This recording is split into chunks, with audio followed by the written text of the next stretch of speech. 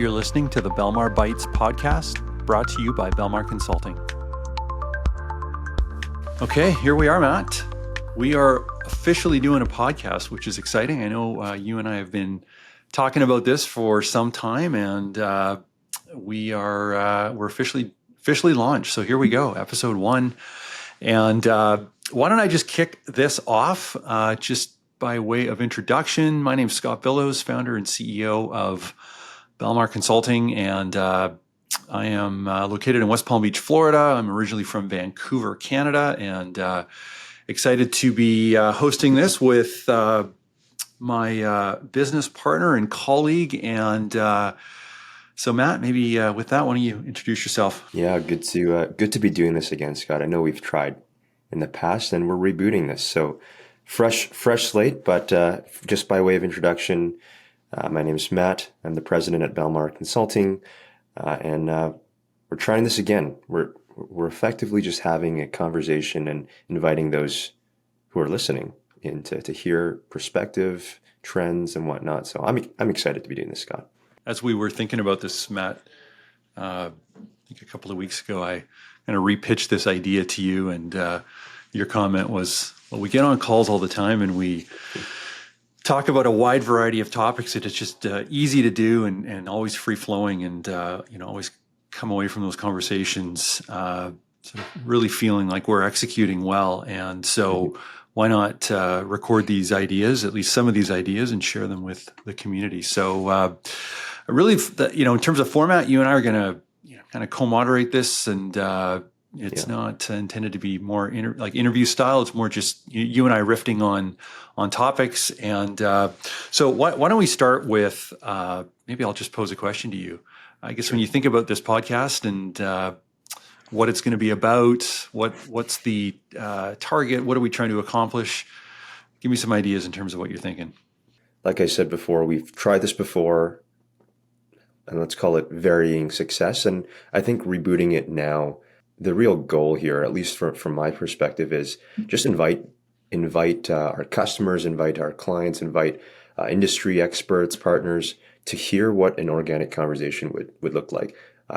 We've not got a name for this yet, but effectively, it's like somebody could be a fly on a wall in a conversation you and I might have, and really be able to hear the experiences that we've seen, share some of the pains, share some of the gains, share some of just what's our take on what's going on, what things should we be cognizant of. But it's really no different than just you and I having a conversation. And you made the note that we get on so many calls. I've not counted how many calls I've been on today. I'm sure you've been on multiple, but this is just a conversation that you and I are having, and we're inviting those to hear our perspective as well. So that's where I think this can go, is weigh in on what's happening in market, what's happening in the industry, and provide my 2 cents. And I've got a lot of 2 cents to share about things. A lot of 2 cents to throw out people. All right, well that's exciting. All right, well listen, maybe we should just introduce. I guess we've introduced ourselves, but introduce the company and kind of where we sit in the market. And so, why don't I take a shot at that? And would love to get your commentary on that as well. But so our business is called Belmar Consulting. We are a Salesforce implementation partner. There's many different labels that we can attach to kind of who we are and what we do, but really it boils down to Salesforce being a very large software company based in San Francisco, California, build great technology. They have amazing customers that want to adopt their solutions, in some cases build on top of their existing solutions. And many of them either don't have the internal capacity to do that on their own, or they just value outsourcing those types of services. And so that's really where we fit in the market. We are an implementation partner, full service Salesforce Implementation Partner.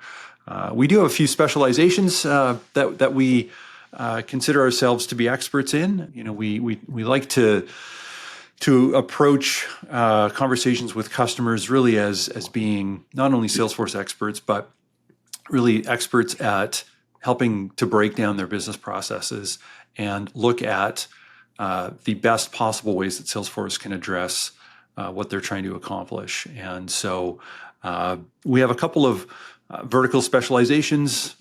First is nonprofit. And probably get into this in the conversation today at some point, but in terms of kind of where we started and how we got to where we are. But where we sit today is really two verticals, nonprofit, and the other is public sector. And there's a lot of intersection between those. And so it's very similar use cases that we're addressing for those two types of customers.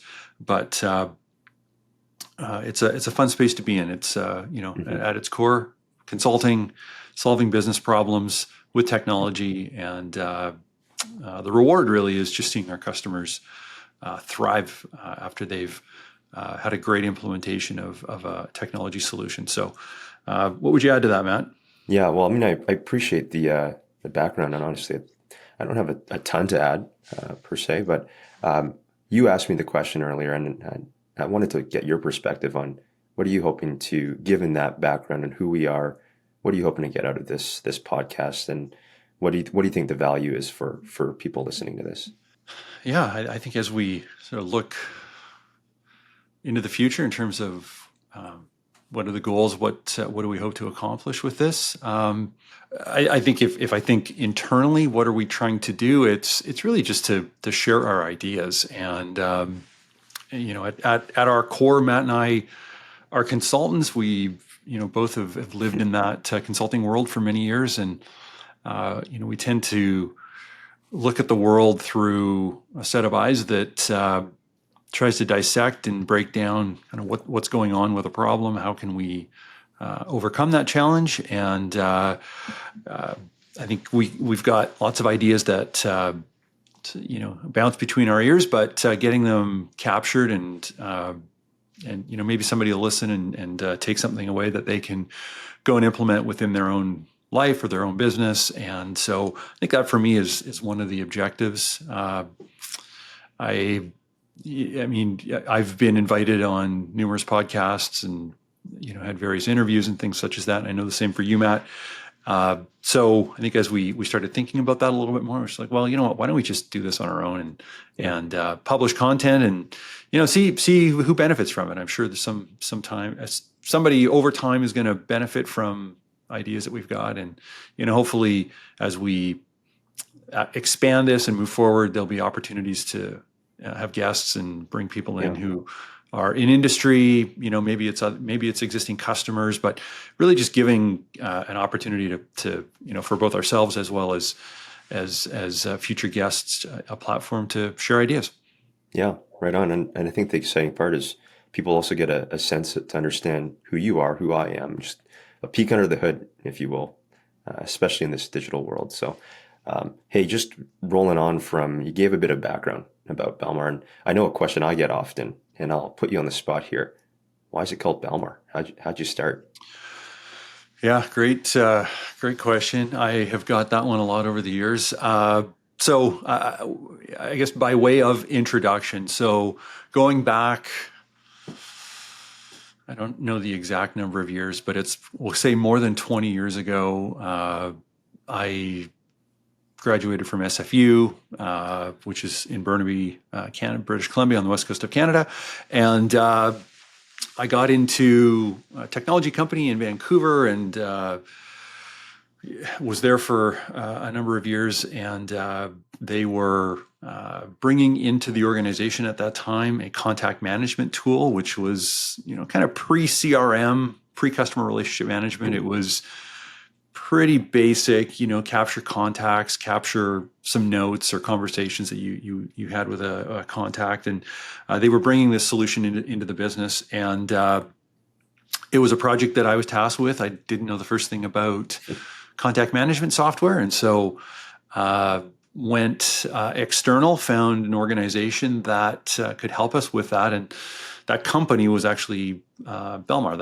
It was a small kind of one or two person organization based in Vancouver who was at the time working with a technology tool called ACT. Maybe some people that are my age and older would remember a tool called ACT, which at the time it was awesome. It was a great tool. But fast forward to sometime after that project was completed, I kind of had this itch to go and do something outside of actually working within a company. And I approached the founder of that company and started exploring some opportunities with her. And it really just made sense for her and for me at that time to make a small acquisition. So the company was acquired. We kept the name, and over the next handful of years, continued to work with this tool called ACT. That's where the name came from. So So was this the first business that you kind of grew from the ground up, or yeah, had yeah. you tried before in the past? No, this was the first venture on my own. So it was, and I didn't have sort of this idea, hey, I'm going to go start something on my own, or I'm going to go acquire something. I was very interested in the work that Belmar did for us. I found it like really interesting that you could put yourself into, many different organizations and help solve problems with technology. And I mean, I was aware that was going on, but I didn't have any friends in consulting. I didn't know anybody really that was in consulting. And so when I got connected to Belmar originally, it was to have them come in and help solve a problem that we were experiencing within the organization that I was at. And so that opened my eyes to just the world of consulting. And so, I guess to answer that question, this was the first venture, and is the venture that continues. So I know so many people are probably hearing the word ACT, this acronym or software that maybe they don't know, and then they hear today that we're a Salesforce consulting company. So what obviously the two are very different. What was that evolution like? What was really the okay? We've got to switch up here. What was that moment for you when you wanted to take Belmar in a different direction? Yeah, great question. And again, one that I've answered over the years as follows. So when I took the reins of the company, it was just me. So as I said, it was a small, very, very small acquisition, essentially, transitioning the founder out of the business, and then I took over. ACT was a really, really great tool for a very, very, very narrow use case. Really, it was targeted at small business, individuals, like, maybe 1 to 5 people using a shared database.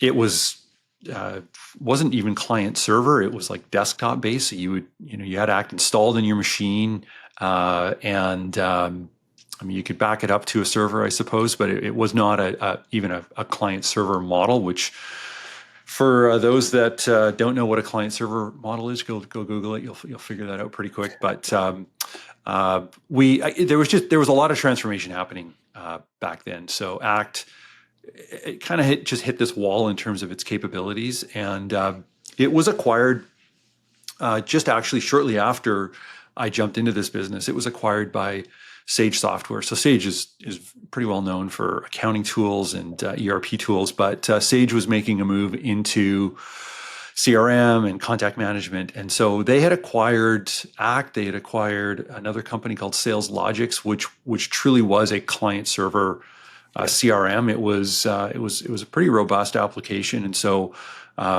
before we got into Salesforce, we actually started working with Sales Logics, and that got us into a much larger cohort of customers in terms of size and capability. And then it was actually almost 15 years ago. I actually looked this up, Matt, just earlier today in preparation for this conversation. It was September 25 of 2010. So Wow. This coming September, we'll have to celebrate this, but September 25th of 2010, I filled out an online form on the Salesforce.com website to become a partner. And so what led to that? What prompted that?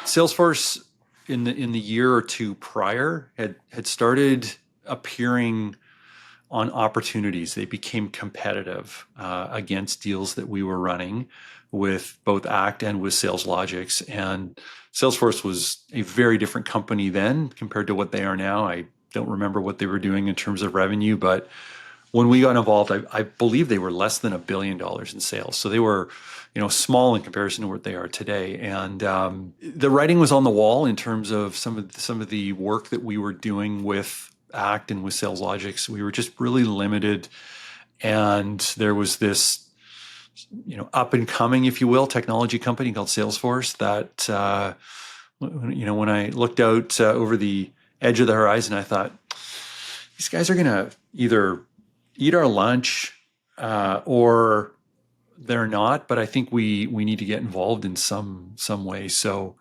September 25th, 2010 was the start of what's been now almost a 15-year relationship with Salesforce, and one that's obviously... And how big was Belmar at that time when you started this? Yeah, at that time, I guess in September of 2010, we would have been, we were a small team, like 5, 6, 7 people implementing these, fairly basic solutions for customers.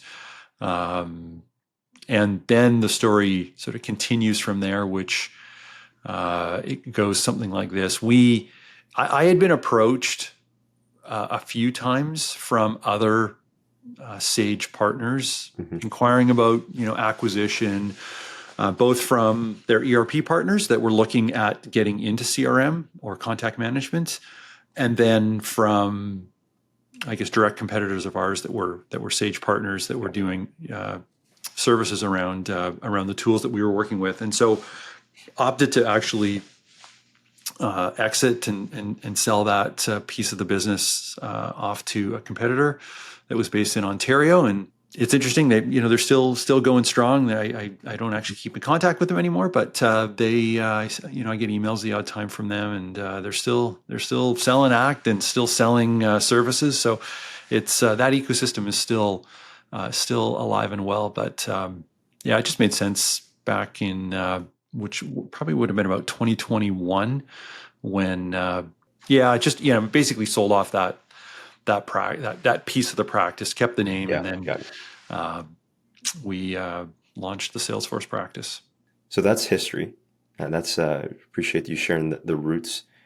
Maybe just for those who don't know who Belmar is, give a sense of scale of how Salesforce has evolved since September 25th, 2010 to today. How big are they now? How is it different? And how big is Belmar now? How is it different? Just to give some sense of that for those listening.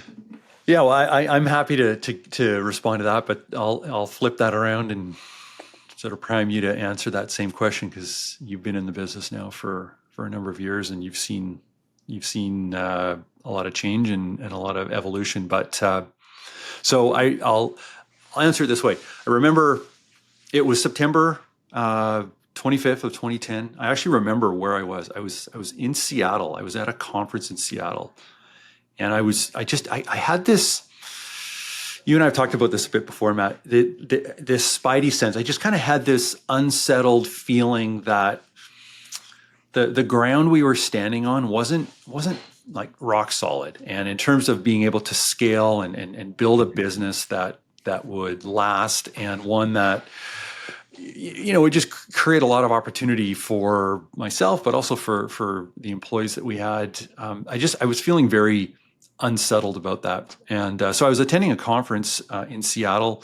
I was actually part of an organization called EO, and there was a conference that was happening in Seattle, and I was in Seattle for this. And remember it was one of the evenings that I was there. I was like, you know what? We can no longer fight against Salesforce. We're just going to join them. So that was the sort of what was going through my head at that time. And so filled out the form, became a partner, which was at that time a very, very low bar to do. But since that time, we were, call it, say, 5, 6 people in terms of our company. Salesforce, say they were doing less than $1 billion. Fast forward 15 years, I don't know what their exact number is, but it's 30 to 35 billion a year. They grew from, at the time they had maybe 3 products Mhm. Sales Cloud, Service Cloud, and they had just launched some very, very basic uh, portal, which they changed the name on that 100 times now, called Experience Cloud. But it was this ability for customers to log in to the system and interact with the customer that had implemented Salesforce. And so, very limited set of products. I remember Yeah. going to Dreamforce and sitting like up in the second or third row in Moscone Center in San Francisco, and I mean I thought there was a lot of people. There was maybe 10,000 people there, um, and I guess that was 14 years ago. And so now fast forward 30 plus billion, they've made multiple acquisitions, they've built a whole bunch of products themselves that address all these different verticals. Obviously through COVID, they grew like absolute, they grew like crazy through COVID. We, as an org, haven't scaled maybe at the same level that Salesforce has, starting at 5 employees. Today, we're about 25 people, plus or minus. But I think what's been interesting for us as a company is just the opportunity that we've scaled and grown into. So, today we have employees across Canada, and we've got employees across the US. And when we started with Salesforce, we were, very much, we would work with customers sort of within driving distance, not that we needed to be on site to implement the solution, but, very much Vancouver based. And that's obviously grown a lot since then. And so very honored to have customers across Canada, customers across the US, and across these different verticals. And so a lot has changed, but yeah, we still a lot of exciting work ahead for us in terms of where we're going as an org. But what's your story, Matt, with Belmar? And you joined the organization. I mean, I'll let you introduce kind of where what you were doing before and what you've done since you've got here. Yeah. Yeah. Well, the organization that I joined, so I guess I've had a career in consulting, technology consulting, and really accidentally fell into Salesforce Consulting. So, and I've told you this story before, but maybe for the benefit of those listening, I uh, I I come from a very technology oriented background. So think software development, database design, this, that, and the other thing. Like, let's call it this. It's not the most exciting stuff. It's not the stuff that you're reading about on a day-to-day basis, but it is the kind of foundational infrastructure stuff. Uh, Really, my education geared me towards, and I came from a family of very technical folks. Having gone to a technical institute, I was primed to be a application support CTO, CIO kind of pathway. And the only catch here was I didn't like coding. I really did not like coding. It was something that I'll admit, I'm bad at it. I don't enjoy it. I'm very fortunate that we've got a great team of developers who are good at it and enjoy it, because that was not me. So all I knew was, okay, well, I don't like the pure technology stuff. I don't like coding. I like the business side. How do I bridge the two together? So in my mind, I always thought I am going to be a BA, a business analyst. When I grow up, I'm going to be a BA or some type of bridging that gap. And I remember saying that very distinctly at a very young age. I'm going to bridge the gap between technical folks and non-technical folks. So my first kind of gig out of post-secondary, so university, I went to university in at the British Columbia Institute of Technology. I I said yes to the first job that I got offered, which was a client application support role, technical support for a recreation management software. And after about 3 months, 4 months, I realized this is totally not what I want to be doing. It was, I mean, kudos to those who can do it. I couldn't do it. I felt like there was parts of my brain that I wasn't being able to really utilize. So I threw out an application to a consulting company. Little did I know that this was a Salesforce consulting company. And I only found out once they got to a technical demo and asked me to present a Salesforce demo. And I thought, well, what's Salesforce?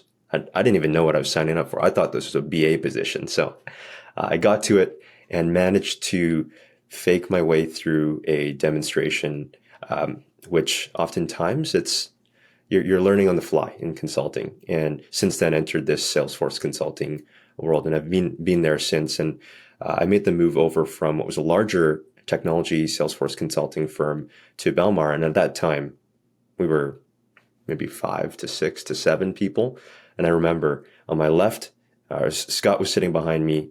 Ro, our director of operations, was sitting on my right, and that was the room. There was maybe a couple other folks. So certainly I joined at a time in which we were still very much on that growth path. And Scott, you alluded to it, but today I think the official count is actually 32. We've got, let's call it 25 to 35 folks. I was way off. Holy smokes. Okay. Well, sorry to the 7 or 8 people that I missed. Sorry, team.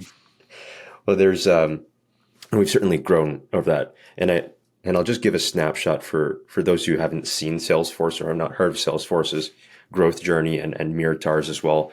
So 2010, September 25th, Salesforce, like you said, maybe doing $1 billion. Today, they have a market cap of $250 billion. So let's call it a little bit of growth there.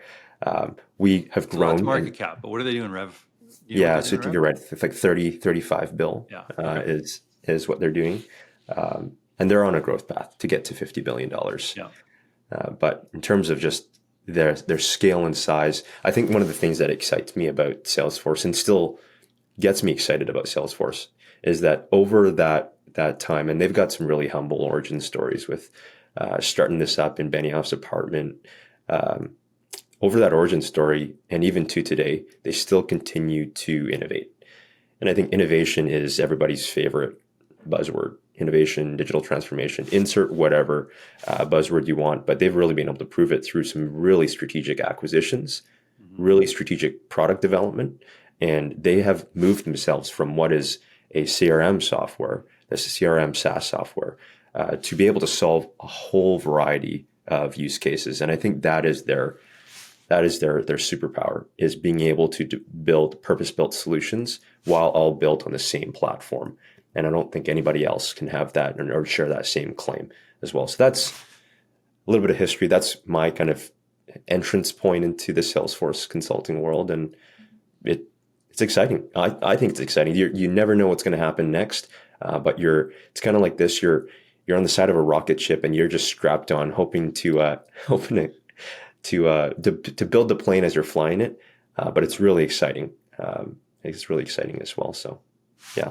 It's been a fun journey over the last number of years together, and I'll give you kudos. I mean, when you joined, I mean, it is a funny story to think back and about kludgy little office that we had and the configuration of it. And I mean, at the time, I was the only person selling. And I'll be generous and say we had little process. That process was, oh, hey, by the way, we've just won a deal. Hey, who's up? Go and implement. So, that was kind of our process today, which today now has completely transformed. And, we've got like a very, very robust and very capable team. So if anybody from the team is listening to this, kudos to each of you for the great work that you do. And there are very few of us. Well, there were very few of us, and there are even fewer of us from back then that are still together.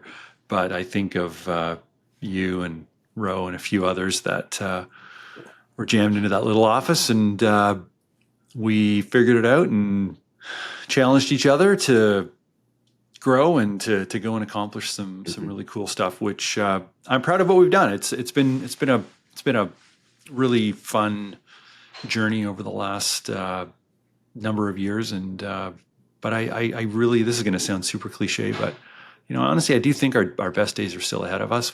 As you said, Matt, like just Salesforce as a company, they have amazing products that allow folks like us to do really amazing things for our mutual customers. And it's been, we haven't really talked much about the sort of the rise through COVID and sort of now that we're sort of in the shadow of that and sort of what's going on in the economy, what's going on in the business. Maybe we'll save some of that for another conversation. But just, we have, customers are very ripe for, and in many cases are in real need for the capabilities that Salesforce can deliver. And so it's a fun place to be. And I myself love variety. I mean, you were describing kind of your first job out of school. I would compare that to one of my first jobs at a school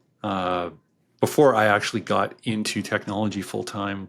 It had offered me a lot of variety, and it was amazing. I loved it. And then when I got into technology, it created a very similar experience in that we see a lot of different customers and we see a lot of different problems, and it's sort of every day, even throughout the day, we're just solving different challenges. And so it creates variety, it creates color, and just this experience that certainly for people like myself are wired to just not do one thing repetitively over and over again. This is kind of the perfect thing for me. So I know you said there's a couple topics, and certainly that's a foreshadowing for future ones to come. And I think a lot of people will be interested in hearing that as well. Yeah. But that's kind of a great way to tie things off for this first episode, and looking forward to hearing more of those let's stories. do it. Yeah, let's do that, and we'll pick it up on the next one. And this has been awesome. So here's to many more of these, and excited to see where this conversation goes. So thanks everybody, at least for the friends and family that are listening to this. Thanks for listening, and we hope to bring you more of these on a frequent basis. So looking forward to the next one. So thanks, Matt. Thanks, Scott. This has been another episode of Belmar Bytes, brought to you by Belmar Consulting. You can follow us on Apple, Spotify, YouTube, or on our website at belmarcloud.com.